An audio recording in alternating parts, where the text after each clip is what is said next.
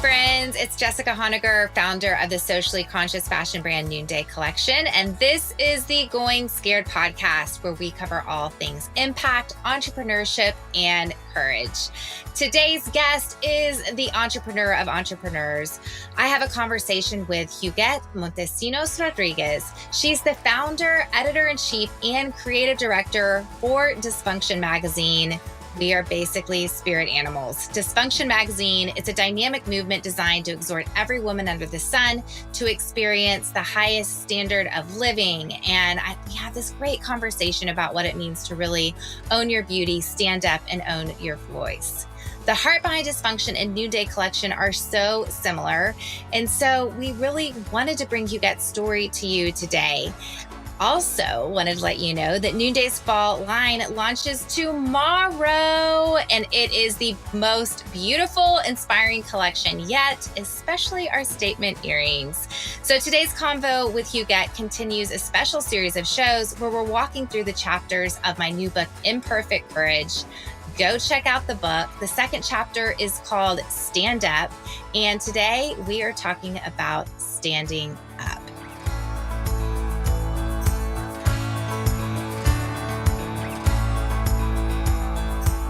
Oh my goodness. I have been so excited. I keep thinking we are going to have a transcendent conversation today because you're sort of my spirit animal when I found you on Instagram.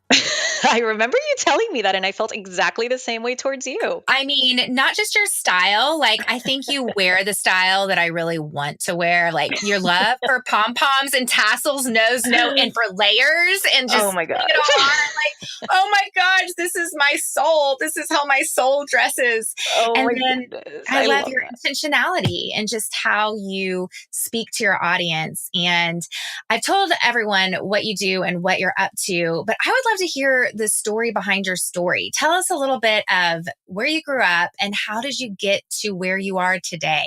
Yeah, absolutely. Yes. So I'm currently 33 years old. And so I like to divide my life into thirds. So the first third of my life, although I was born in Miami, the first third of my life was in Venezuela.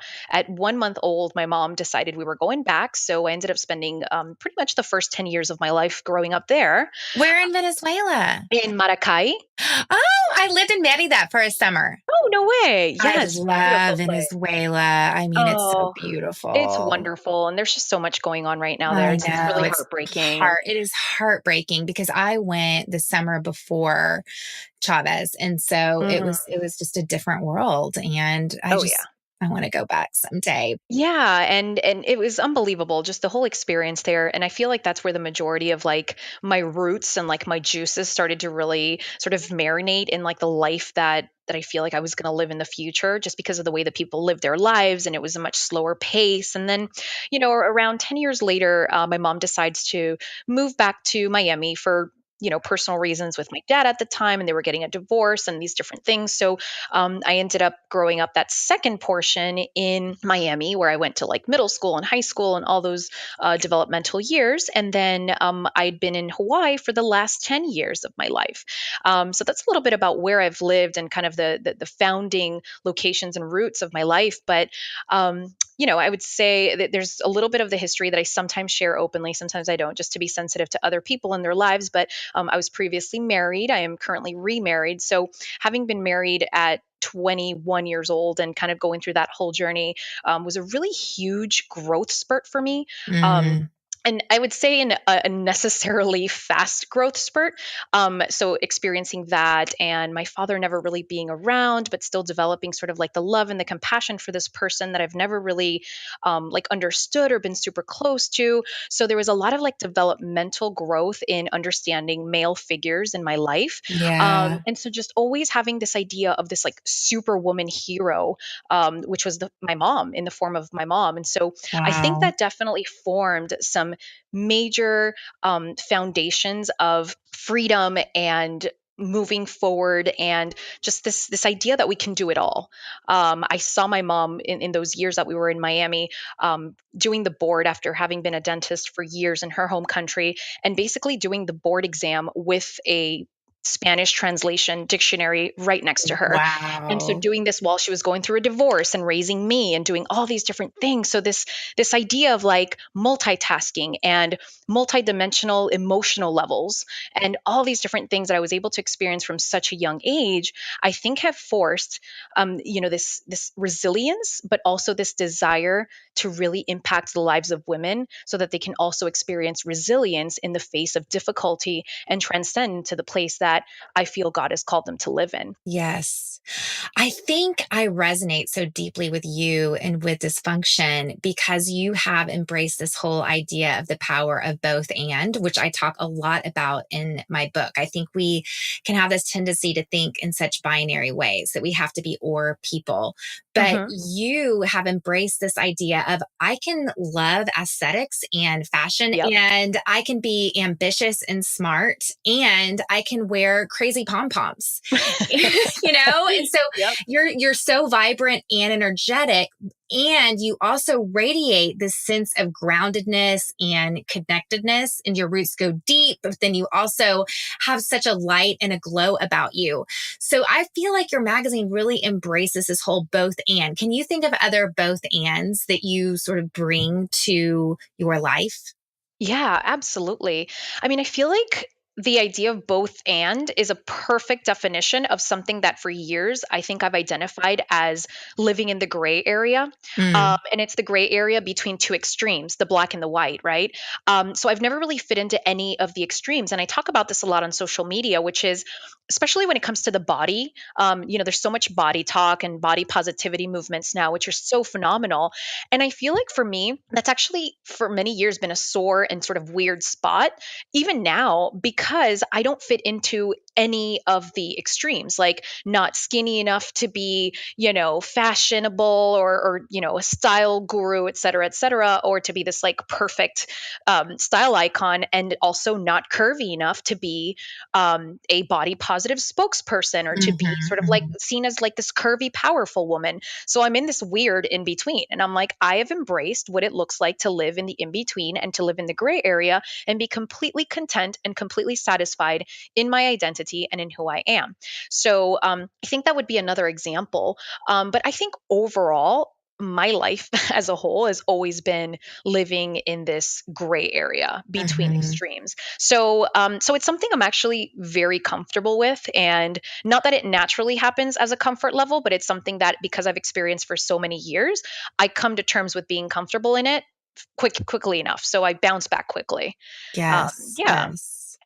So you said that you thought Dysfunction Mag was going to be like a 20-year vision, and it ended up being a 6-month going scared moment. And I talk about this scene. Have you seen Queen of Katwe?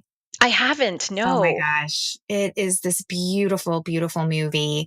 And it Ooh. talks about the story of a little girl who grows up in the slum of Uganda, which is actually where a lot of our artisans, some of our artisans used to live with Noonday Hmm. Collection. Yeah. And she ends up becoming this Ugandan child chess prodigy, and that becomes her ticket out of the slum. But she really struggles with her identity as she's emerging out of poverty and Hmm. starting to see a world outside the slum. And her mentor sat down with her one day, and said, sometimes the place that you are used to is not the place that you belong. Wow. And I think the first step in embracing a going scared way of life is simply standing up and deciding, I'm going to leave my comfort zone. And so I know you've had that moment. So tell us about that going scared moment you had that allowed Dysfunction Mag to be now something that we can enjoy and appreciate instead of 20 years from now. Absolutely. Well, I think the biggest revelation for me in going scared, especially when it came to this endeavor of Dysfunction Magazine, was that the fear became less significant as I put less value on the results. Mm-hmm. And Oh, so what I yeah. was, yeah, and so basically what I was creating wasn't contingent upon results. And so knowing and understanding that this was something that I had to create and something that I had to put into the world did not matter whether I had these results, whether it sold, whether it didn't, whether it was received well. It was really about a matter of having to create this thing. And so I find that even as I work with a lot of different women today, or a lot of the messages that we put out through the magazine, or the coaching that I do, or the mentorship that I do with other women, I find this underlying common thread or common denominator, which is that a lot of times we fear that we just don't know our purpose, or that we have a lack of clarity or alignment. And honestly, that fear is often not so much in confusion, but it's in the fear of the failure. And so it's Mm, not that we don't know what we want. It's not that we don't know where we're supposed to go. It's mm, that we're not bold enough to say it doesn't matter whether I win or not, because failure is not really an option here. It's just the fact that I have to create this thing. And so when you all of a sudden shed these layers of fear of failure, in fact, there's this quote that I absolutely love, and I believe I heard it in some kind of message or preaching at some point, which said, failure is not that they wouldn't respond. Failure is not giving them anything to respond to. mm. And that just struck such a chord for me, and it resonated with so many of the things that I've experienced over the years. And so I think that's kind of where going scared is such a big theme, is that it's really going scared in spite of the possibility of failure, and that's perfectly okay. And I think in those moments where we can either stay seated on the proverbial couch or stand up, end up becoming so significant. And I know for me in starting Noonday, I was afraid of how other people were going to perceive me. I was afraid no one was going to actually show up for me. Mm. And I can imagine if fear would have been in the driver's seat of my life, it still was in the car, Yeah. but I was like, move on over to the passenger seat. Like Yep. fear accompanies us, right? I mean, it doesn't just go away, but it's a matter of not letting it be the driver. And so you put it in the passenger seat and you say, you know what? I'm just going to keep driving and I'm going to keep going scared. And if I wouldn't have done that, Noonday wouldn't exist. And I would have missed out on this moment that I'm having right now with you. So can Yep. you imagine what are some of those things you would have missed out on if you'd chosen to stay seated at a particular moment? Oh man, there are so many things I would have missed out on. And I can relate this to not only my entrepreneurial journey, but also my life journey. Yeah. I think I would have missed out on meeting all the incredible and inspiring women that I'm working with today, and much like yourself, and as you mentioned, getting to speak to you, and getting to speak to all the women that I've admired for so many years, that I could sit down with for an interview or for a conversation. I would have missed out on the opportunity to travel and see the world in the way that I always wanted to see it, and to experience different lifestyles and different cultures, and alternative ways of life. I think I would have missed out, for example, in my personal journey. I think if I would have, maybe after my divorce, if I would have been afraid that forever I was going to experience the same thing or become jaded by my Mm, experience, I would have missed out on the opportunity of meeting my amazing husband, who I love and trust, and the bond that we have together. So there's so many areas in which doing it scared, and in fact, I would take it even a step further to saying doing it in spite of knowing that maybe it failed the first time, which is right. just even a whole nother topic, right? Because then sometimes we get traumatized when something doesn't go right the first time.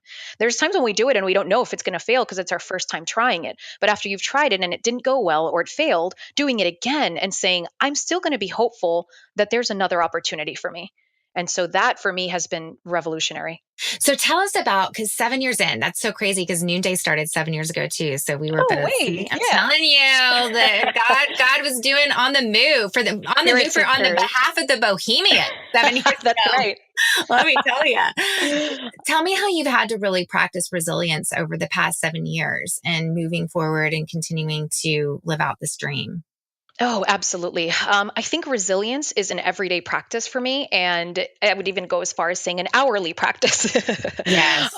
Honestly, I think resilience, especially in the emotional sphere for me, because I am a very emotionally inclined human, and so I am very human contact oriented.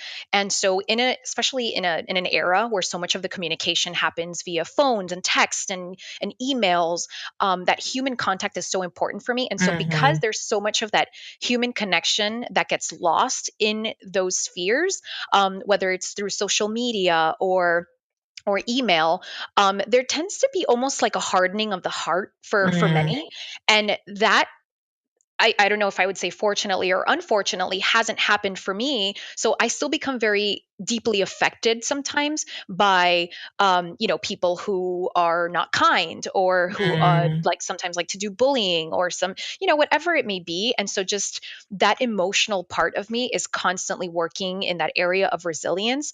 And so resilience for me is also meant living by what I know, not by what I feel. mm. And so I have to remind myself what the truths are on a regular basis, and rehearse those truths so that those muscles are strengthened in the time when the weakness comes. So I'm able to pull that from my bag of tricks and be like, I know the truth, and the truth stands.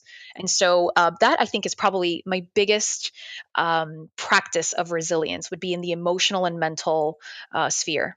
Okay, so aside from your magazine, you also have a coaching business. So tell me more how that came to be. Sure. So that actually developed very organically, as I would naturally always love to sit down with my girlfriends, whether it was over coffee or over dinner. I've always had a very huge and strange fascination for troubleshooting other people's lives.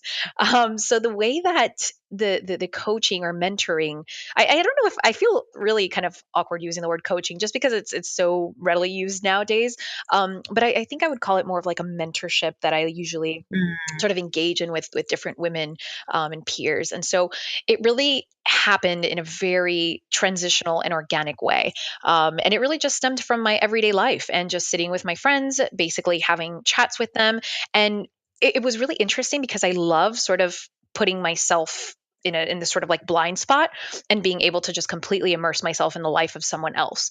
And so I don't know if that's part of like wanting to be entertained by someone else's story, almost like reading a book, or watching a movie. But I've always been very fascinated by that. And so it always brought this really exciting challenge for me to know where there are areas of stuckness, or areas of just friction in someone's life, and being able to say, okay, let's talk about that, and always being able to find solutions for my friends. And I found that it wasn't so much that they were these like radical ideas. Mostly it's just people needing someone to look at things from a different Mm. perspective, and being able to shine light on truths that maybe they can't see, particularly in that moment. What are some of those limiting beliefs that you feel like keep women perpetually stuck? Yeah. Well, I definitely think it has a lot to do with this fear we were talking about earlier, where I Mhm. feel like a lot of women just feel like there's somehow, there are no opportunities to step outside of this space, or out of these parameters.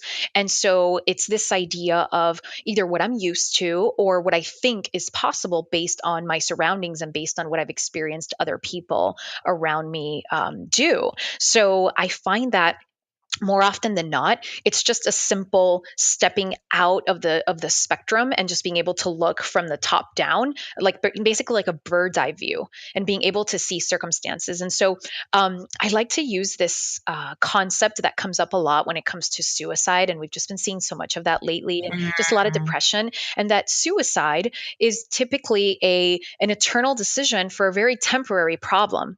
So Mm. yes, I like to apply this idea, because a lot of times we make very long-term decisions on small and short-term problems. And so I like to think of those problems as fleeting. And what I normally see is that these long term worst case scenarios that we're afraid of, if we just walk through them, whether it's mentally or emotionally, to the end of the road, and think about what's the worst that can possibly happen, when we get to that place and we experience it in just a mental and emotional state, we immediately remove those layers of fear once again, because we're like, well, yeah, maybe that sucked, and maybe that was painful and difficult, but I didn't die, and it wasn't the end of me.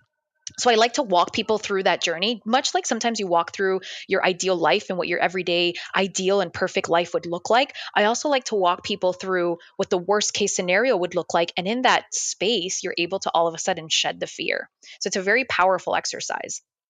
It really is. I think that the anxiety is fear of a certain outcome, Hmm. and you cannot control an outcome completely. Absolutely. Like, I wish we could sometimes, Yep. but I mean, you can influence an outcome, but you cannot control an outcome. And so there is that level of just letting go. I mean, I equate it to skiing down a mountain. When I taught my kids taught them how to snow ski, and you actually have to lean down, Yeah. and it's Yeah. counterintuitive because if you feel like you're falling, you want to kind of lean Right. backwards, but you have to lean into gravity Yeah. and just let go. And I think that's so much of accepting that fear is part of the journey and just letting go. So tell me about some of the women that you've been able to coach. I mean, do you specifically, is it women starting businesses, or is it, Yeah. how do you go about doing this? Because I think a lot of my listeners have this heart to come alongside other women and probably are like, how do I go about doing Yeah, that? absolutely. So, I've worked with so many different women from varying genres and walks of life. So, with definitely successful entrepreneurs who sometimes are needing to really figure out that work life balance because they've been so successful in their career that maybe they need a little more loving and a little bit of more tenderness in their personal life and how to balance that without their business necessarily falling apart. I've worked with women in the middle of their journey where they're just transitioning and they're actually growing and scaling, but also wanting to establish really strong foundations for their growth. And I've also worked with women who are either starting a journey or an entrepreneurial journey or have none.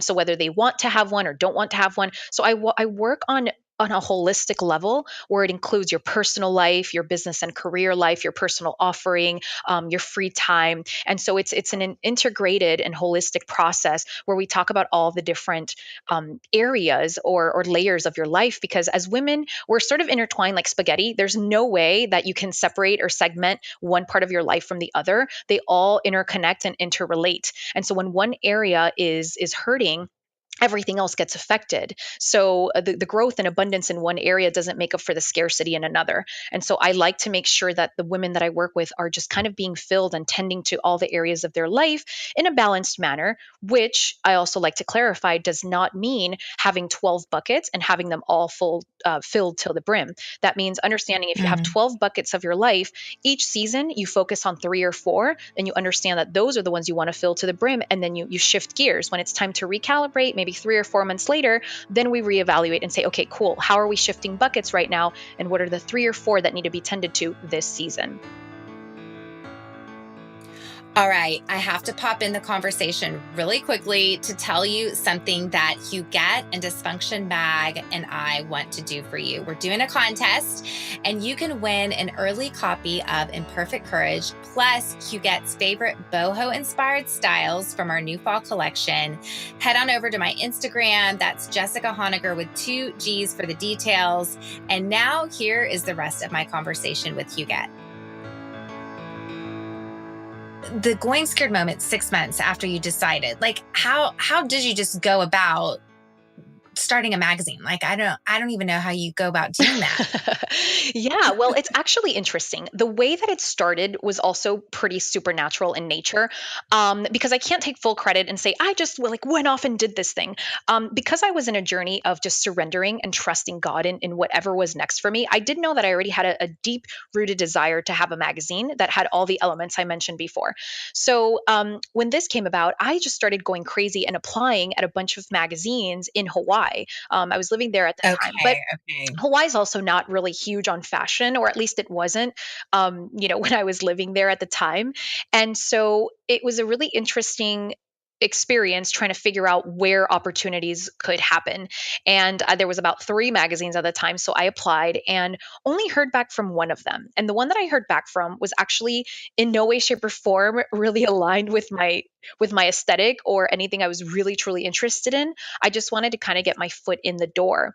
And so this magazine was also more of a like urban, sort of male demographic in the 15 to like 25 age range, but they did have this tiny little fashion editorial in every issue. And I was like, hey, even if that means I'm involved in that, I'm cool. Like I'm learning something, right? So I applied, and at the time they told me that their fashion editor had just left and they were looking for somebody. And I'm like, oh my gosh, this is crazy. And I had zero experience, once again, going scared. And in spite of imposter syndrome, I still went for it and was like, who knows what can happen. So I went ahead and applied, and I got the job. Within 2 weeks of the job, I didn't actually perform any of my job description. Within 2 weeks of being in the job, the owner and creative director tells me we need to close down the magazine because Mm. our primary designer and overarching creative director is taking on a job in LA. So he's no longer able to carry out this magazine. Oh my goodness. I was like beyond devastated. I didn't even know. I was like, what does this even mean? Why did I get this? And all of a sudden I lose it. And so I didn't understand. And so as we were talking earlier, you don't understand the pain in the moment. You can only live life moving forward and understand it in retrospect. So in the moment, in the Totally. moment, I was just like, okay, this doesn't make sense, but once again, I'm going to surrender it and I'm going to trust. Well, just a few weeks later, I started to think to myself, well, this person clearly has the finances to do the magazine. He just doesn't have the creative team to do it or the person who kind of handles it. So I submitted a proposal and basically said, hey, I want to take over this and I know I can do it, and basically put together all the details from printing to graphics to photos. And at the time, Craigslist was my friend. So it was like, hey, looking for photographers and looking for writers. And I did everything in such an organic, grassroots way, and put together this proposal for the creator and owner of this organization. And he basically, asked for a meeting, sat down with me and said, Hugette, I don't understand what's going on right now. And I don't even understand this concept you're presenting to me because I don't think this would do well in Hawaii. I don't think anyone would get it. But something is telling me that I need to trust you. It was the Whoa. craziest thing. And once again, this God operating, supernatural thing that I couldn't understand. So he says this and I'm freaking out. I'm like, okay, now how do I even get started? So I basically put together the first issue and he said, okay, we're going to go half and half on this. And so I'm going to do the financial part. I'm going to find the advertisers and you're going to focus on the creative direction and just basically coming up with the magazine. That's like a dream. That was like a dream come true. And I was like, oh my goodness, everything I don't know and everything I'm scared of, he's going to take care of. This is fantastic. Okay, so the first magazine happens and he was able to fund it with a very limited amount. It was like a couple $100. And at the time, I had gotten this tiny little inheritance from an auntie who had passed away in Venezuela, which was $1,000. So I was like, Mhm. okay, we're doing this. And so I invested into it and we basically went together on it. By the second issue, as I was getting ready to prepare the second one, he's like, Hugette, I've tried so hard. I'm looking for all these advertisers, but all my contacts are in the urban and male demographic. I've been trying everything and I cannot find the money for this magazine. Well, at that point, I decided we've already created this thing. There's no way I'm going to give up on it. And I basically had to go out and look for the advertisers and look for the funding and look for everything. And from that point forward, I basically did every single part of the magazine. So by the time the end of the second one came about, I sat down with him. He was a very reasonable, kind, and wonderful human who am still very close friends with, and sat down and said, hey, listen, I'm doing every part of this. And I know that you don't care about this so much, and this isn't your baby, but if it's okay, I would like to fully adopt this baby.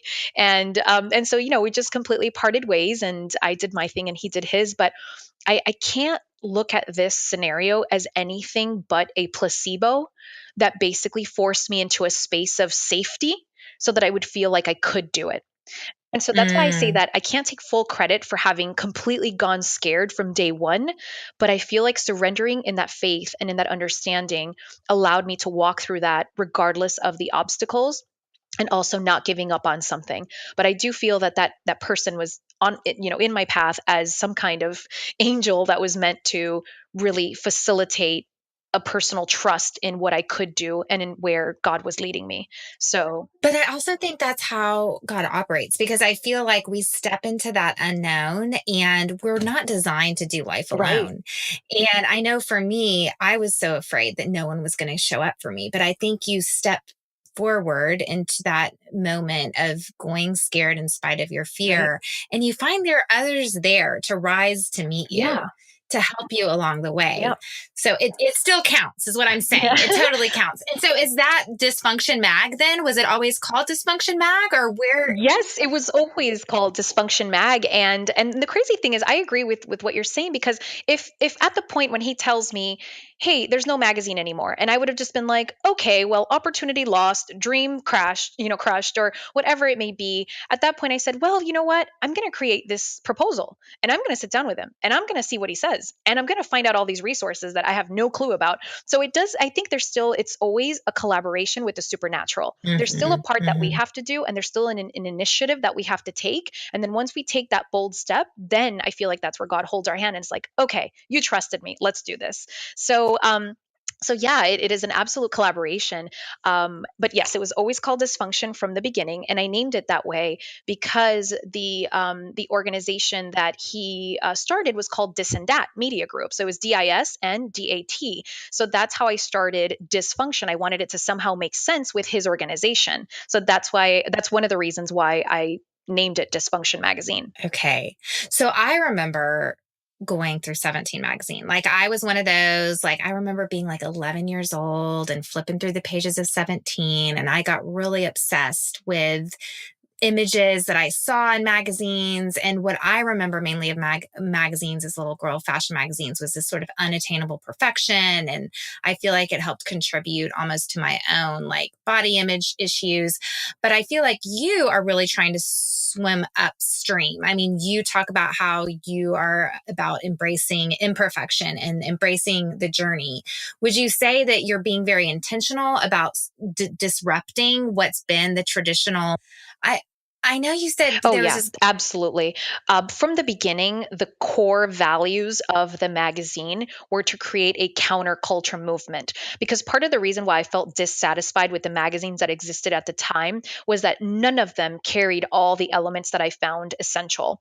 And so, as I mentioned, magazines like Oprah or like Self talked a little bit more about that inner growth and that inner being and that inner identity versus the fashion magazines that were always talking about external and extrinsic value. So that was always interwoven in the DNA of the magazine and the movement. And part of exhorting women towards that higher standard of living, as I call it, is a higher standard of living means that we're living within the DNA of who we were created to be, not what the mass culture has told us to be.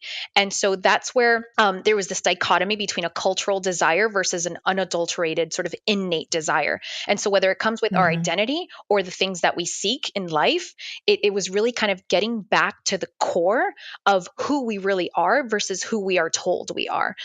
So yes, that is 100% the fabric of what we do and why I am so motivated to put these messages out on a regular basis.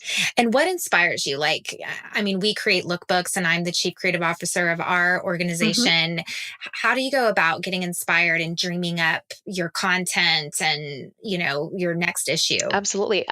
So I get inspired by a lot of culture, which has also been an interesting ground to sort of navigate in terms of the cultural appropriation and a lot of the different things that we see right now.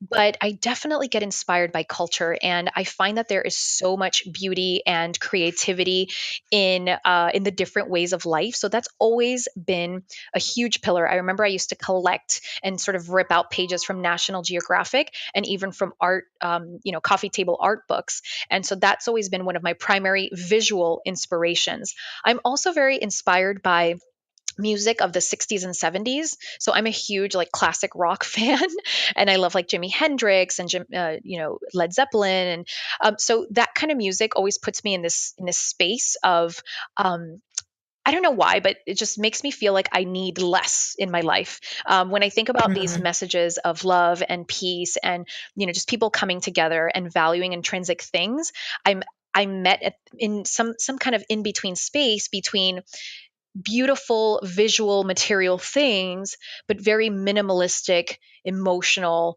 and mental spaces. And so that's kind of one of those gray area spaces for me as well, where I am a physical maximalist in a lot of ways, but a mental and emotional minimalist. So I hope that answers your question. No, let's talk about that because I remember reading a post a few weeks ago, and I think you were like, I'm going offline, I'm taking a Yeah, break. And that's something I have a really hard time doing, especially in the middle of a book yeah, launch. I mean, it's just like I'm wanting to constantly connect with my audience because they're the reason I'm even able to do what I'm right. doing. And then I also get a lot out of it. Like I love connecting. Yeah. And as dehumanizing sometimes as the internet can Hmm. be, it also does lend a certain amount of Yeah. connection. So talk a little bit about this mental minimalist that you're talking about. Like how does that like what does that actually look like practically? Sure. Well, I think first of all, I have to preface this by saying that contrary to what most people would probably assume, I am actually someone who does not allow busyness to take over my life. And so while I do a lot of things, I really despise the word busy, and I despise the idea of consistently being consumed by busyness. So I need, because I think being a mental minimalist also means that I'm also like a one track mind. I'm not a multitasker. I can't do a lot of things at once, because if I try to do even two things at once, I will terribly fail at one of them. So my mind just cannot handle too much all at once. So I absolutely need play and rest time. And if I don't have that, every other area of my life tragically suffers. So for me, disconnecting is something that I absolutely look forward to. And I try to do it at least once a month, where I go off the grid, even if it's for like a weekend. And then every so often, I'll do it for like an entire week, or sometimes even 2 weeks. And I almost don't even like to put, like dates on that. I'll be like, I'll be back soon, because I don't even want to commit to saying I have to be back by this date. And so I need to give myself the freedom to just really rest my mind and my heart, because as you mentioned, there is such a strong and powerful communication ability on social media and through our platforms that is so beautiful and powerful. But I don't ever want that to replace my human connection and my human connectedness with the people in my life. And I feel like finding that boundary is always super important for me, not only with my husband and with my family, but also my friends, and making sure that I always have time for the people around me and not consumed by having to post one more time, or having to send that last email, or having to do anything like that. So for me, that mental rest is just as essential, if not more, than actually getting work done, because it's what fuels my work and my creativity. So let's talk about Hmm. creativity, because you are resting and you're playing, but I'm sure during that time is when the creativity bubbles up. Yes. So then what do you do with that? Because if you're intentionally trying to rest and play, does it feel contrary then to begin to create, because that's a little bit like working? Yeah. I don't know. Maybe I'm such a weirdo and I think I just need to let go and let God, you know what I mean? I'm Yeah. like, but my schedule is pretty crazy. We have 50 employees and I've got 3 kids, Yeah. and with the book and everything You're a else. Wonder And Woman. I so, don't even understand that. Like, that just blows my mind. So amazing. but I don't want to be. It's just the Yeah. reality. Like, the reality is life is very Yeah. full. And I am with you. I hate using the word Yeah. busy. I hate it because to me, it puts off this vibe of like, I don't have time for Yeah. you. And I want to have like open arms and surrender. Like, Yeah. I want to live in abundance and not in this scarcity mentality when it comes to my time or my Right. energy. But I also realize boundaries and rest and play are essential. I just think that my life, literally, there's just not a lot of time to give. And so when I do, which I do take breaks every week, I take a Yeah. break and try to have an intentional Sabbath and an intentional rest Yeah. time, an intentional time of unplugging. But then during that unplugging time, since I'm naturally creative, Hmm. I'll, like, I don't know. I recently had a great conversation with a guy who wrote a book all about having a hard stop once a Yeah. week. And he's like, don't listen to self help podcasts. Don't read nonfiction. Right. Like, you need to just read for Yeah. fun, like doing stuff for fun. So, what does your rest and play look like? And if creativity bubbles up, do you just kind of go with the flow? Absolutely. My rest looks differently depending on the type of rest that I'm experiencing. So I have the short term rests, which are every single day. So I have, which I'll explain in a second. Then I have like my intermediate type of rest, which is things like the weekend or like taking a couple days off. And then I have my long term rests, which are anytime that I travel or that I go on a vacation.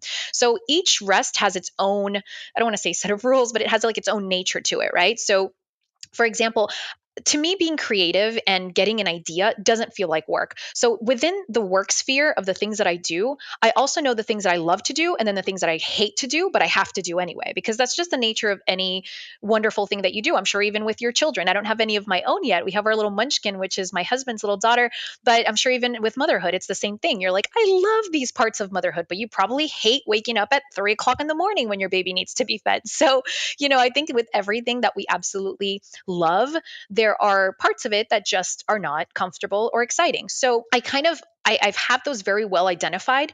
So when I'm in times of rest, I do not touch the things that make my soul crumble or the things that just obviously feel like pulling teeth. But there are parts of it that are always, to me, still part of play. So if being creative means writing down, quotes that come to me, or it means, thinking of this new article idea or whatever it may be, I write those things down. So I always have some kind of like little agenda in my bag, and a pen. So anytime ideas come, I'm always writing those things down. So I give myself the freedom to create and to think of ideas as they come to me, but I don't put pressure on them that they need to be carried out right now or in a certain way. And so when it comes to those spans of rest, my short term one is basically every single day. So every day I give, and of course, this also varies a little bit depending on season. So if we're launching something major like a course or like an issue, that varies just a little bit within that month. But on average, I have rest periods every single day. So during my lunchtime, because I'm also Hispanic, I always have like a little siesta. Oh, it's the best. I always have like a little nap right after my lunch. My body just kind of gets tired and my mind doesn't want to think. So I go with it. And so I always take like some kind of little 15-20 minute cat nap, and that just Oh my recharges me for gosh. the This is second. the life. And then in the evenings, I always have something that I look forward to. So whether it's like a date night with my husband or whether it's like a date night with myself, just going out to the coffee shop and doing some reading for like an hour or two on something I've been wanting to dig into, or whether it's sitting at the pool for a little bit, I always find something that I look forward to at the end of the day. So it's kind of like my little mental and emotional treat. When it's with short term, I also do like for sure a weekly sabbatical. I have one day that's just really dedicated to my soul and to my heart and to my family. Usually that's on Sundays, and we also do church and we just have like our spirit time. And then I have my long term ones, which are usually when I go on vacation or whenever we're spending, quality family time for about a week or more. And we usually try to do that about every month or every 2 to 3 months, because I personally, if I don't have that time, I kind of shut down. So I think the biggest thing I've learned over the years is just understanding my mind and my heart and understanding what my emotional triggers are.